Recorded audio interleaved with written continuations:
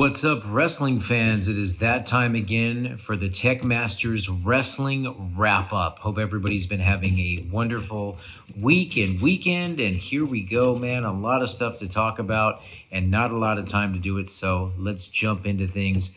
First off, I gotta say this. It really sucks to lose your job, no matter what profession you're in. But for the WWE, with all the changes that have been going on, and the merge with Endeavor and all that stuff, the WWE unfortunately had to partake in a lot of layoffs, so to speak, and that affected talent as well. So let's just jump right into things. I was really disappointed on Thursday of last week when I started hearing about all of these wrestlers in the WWE, both male and female, that were being let go. From their contracts in the WWE. There's a full list online that you can find if you haven't heard about it yet or don't know the full list of talent that's been released from the WWE from last week. But basically, there's three names that just absolutely blow me away that were released last week. The first one is Elias. Come on, seriously? Elias. This is a guy that no matter what gimmick, no matter what storyline you give him, he gets it over. The fans love Elias. What in God's name is the WWE thinking by releasing Elias? I mean, come on, guys. Elias is so talented, and he's got so many things. He's had some great matches. His character's great. He's been a part of some good storylines, some not so good storylines. I mean, the one recently was with him and his twin brother. And, still, he even took that storyline and got it over. So I was really surprised to hear about him. And then the next one, of course, was Dolph Ziggler, former WWE World Heavyweight Champion. A guy that's had, I think it was over 1,450 matches. John Cena gave him some props last week. And, there was so much respect and love coming in for Dolph Ziggler last week from all different kinds of people in the entertainment industry, the wrestling industry, and everything. And Dolph Ziggler, another one of these talented wrestlers that has been around in the WWE for a very long time, has just an outstanding resume, has a great backstage influence. He's respected backstage, and he's got a ton of friends. And man, it's just super unfortunate. And then, of course, there's Shelton Benjamin. Shelton Benjamin was also let go from the WWE. Now, here's what I would do with these three names, okay, that are now released from the WWE. Is there a possibility that they can come back to the WWE? Is there a possibility that the WWE will contact them and have them come back or re-sign? It's possible. I've seen it happen before, probably for a few $100,000 less per year. But, I've seen it happen. So we'll, have to wait and see. Now, what I would do, first off, first and foremost, I'll say, what I would do with Shelton Benjamin is if he doesn't come back to the WWE in a different capacity, whatever, maybe have him go to AEW. And, I was listening to Busted Open on Sirius XM this morning, and Bully Ray had a phenomenal idea. He threw it out there. He said, how about if Shelton Benjamin goes to AEW and he joins the Blackpool Combat Club? Holy shit. That would be awesome. Think about it. This dude can legitimately tap anybody out. He's a phenomenal wrestler. He's an old school wrestler. And the dude is for real. He is legit. So we'll have to wait and see what happens there. But I think that's a phenomenal idea. I mean, there's so many things you can do with Shelton Benjamin in AEW. And, to have him part of the Blackpool Combat Club, man, wow. That would be phenomenal. Then, you look at Elias. Okay, you look at Elias. Easily, this guy can go anywhere he wants. He can go to Impact. He can go to AEW. He can go to the National Wrestling Alliance, NWA. Another idea that was thrown out today on Sirius XM that I absolutely love and agree with. Have him come into NWA. The NWA is owned by Billy Corgan, who's the lead singer for the Smashing Pumpkins band. And let me tell you something. they can do some miraculous, amazing things together in NWA. I want to say TNA, but it's NWA, not NWA TNA. I keep wanting to say TNA. But I think it'd be a phenomenal thing.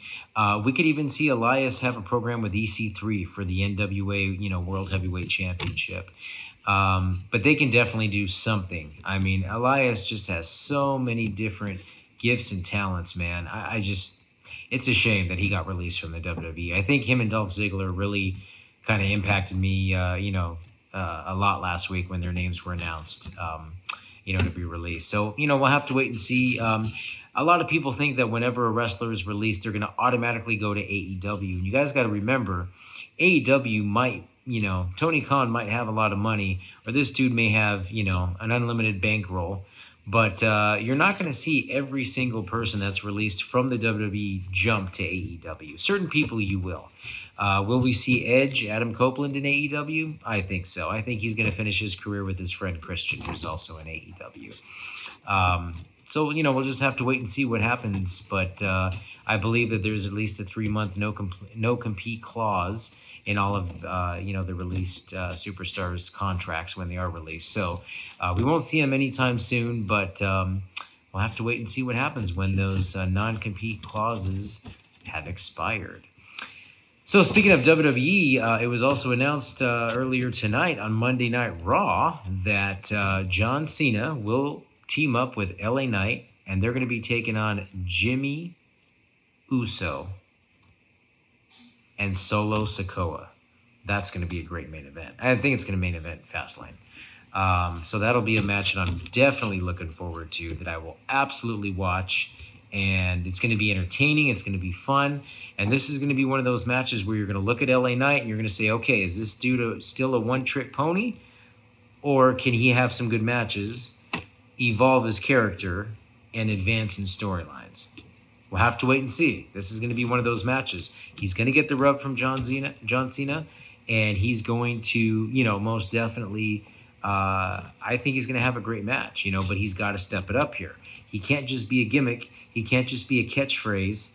He's got to step up, and he's got to evolve. So we'll have to wait and see there. Becky Lynch or Tiffany Stratton will be facing Tegan Nox for the NXT Women's Championship next week on Monday Night Raw. How about that? We also are going to see Shinsuke Nakamura versus Seth Rollins for the World Heavyweight Championship in a last man standing match at Fastlane. So that was also announced earlier. And speaking of which, Tommaso Ciampa versus Gunther, however you want to pronounce it, is also set for Fastlane. I'll tell you guys, this Fastlane card is shaping up to be a pretty awesome card. I mean, we've got some matches here that are, I would say, Royal Rumble, Survivor Series-esque, matches here.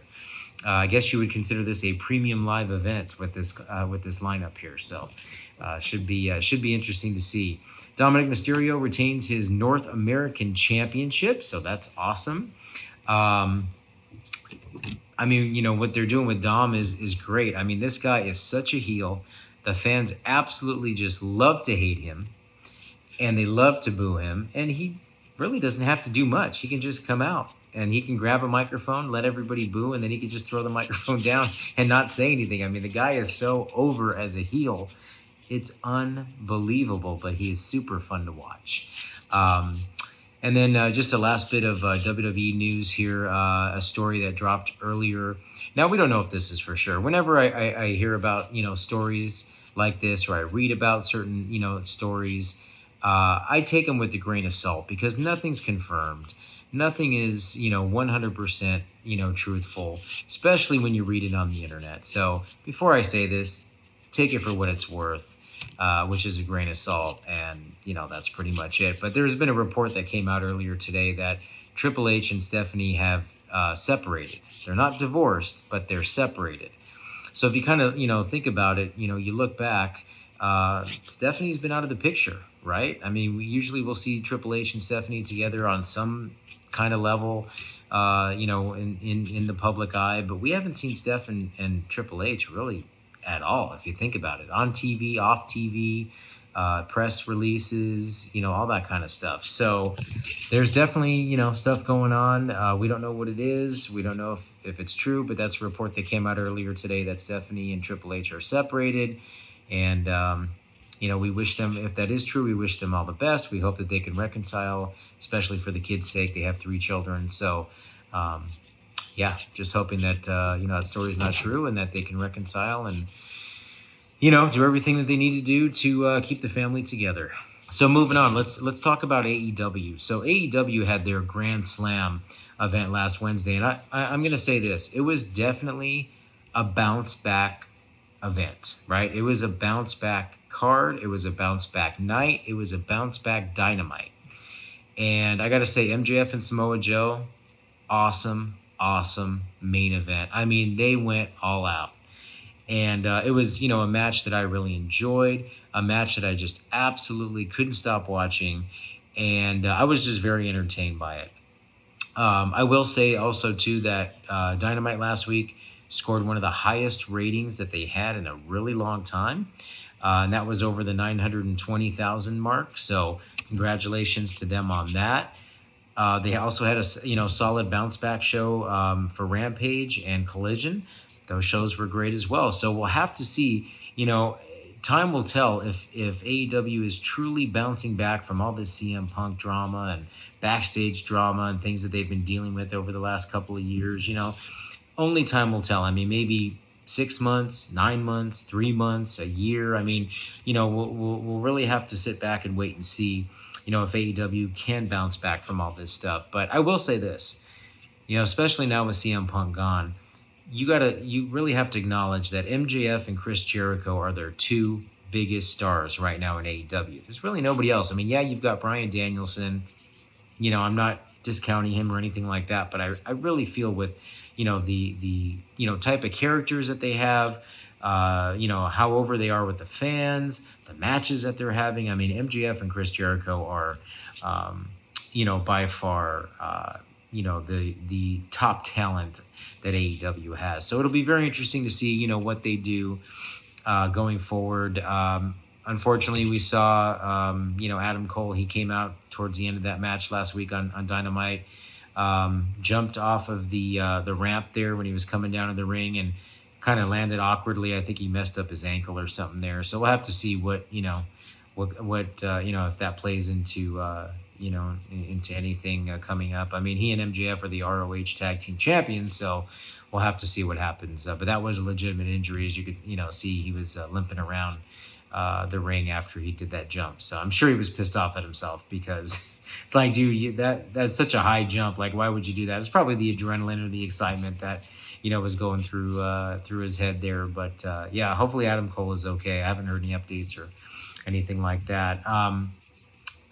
Eddie Kingston, dude is like amazing.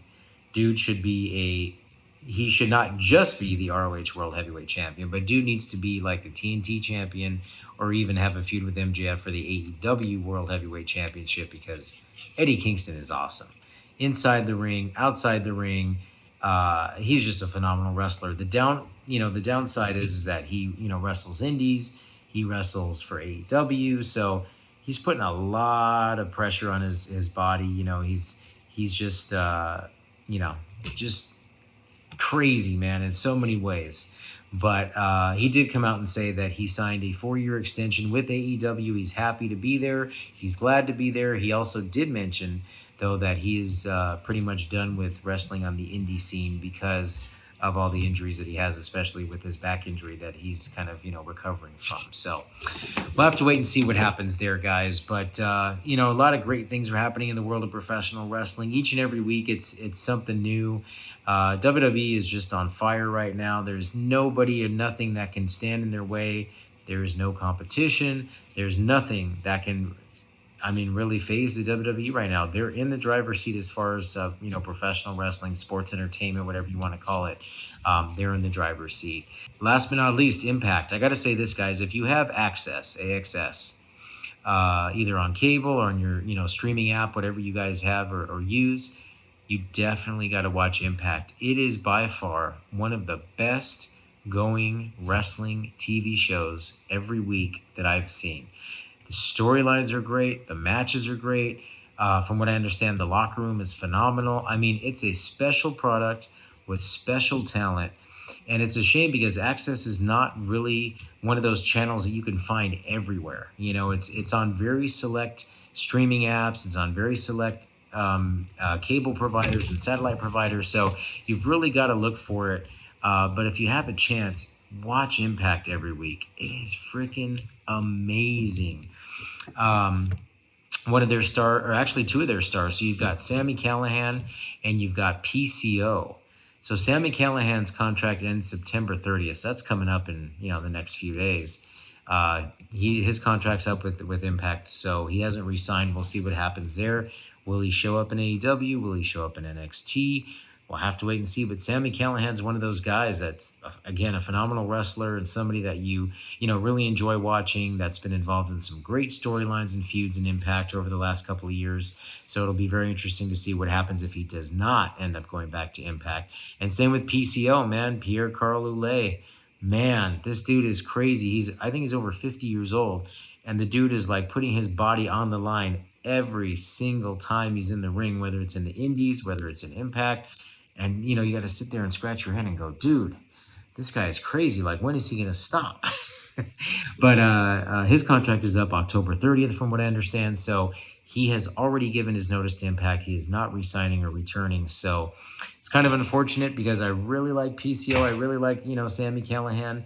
But, hey, they got to do what's best for themselves and for their careers. So hopefully we'll see them on TV somewhere else if they do not return to Impact Wrestling. But that's about it for this week, wrestling fans. Don't forget, Fastlane coming up. We also got SmackDown, and we have AEW Dynamite. We got Collision. We got Rampage. We have NXT. We have Impact. I mean, there's so much wrestling each and every week. I think, like I said last week, it was between 18 and 20 hours or some ridiculous amount of hours every week of professional wrestling. So if you're a wrestling fan, enjoy, because there is some major, amazing, and just completely breathtaking wrestling programming every week.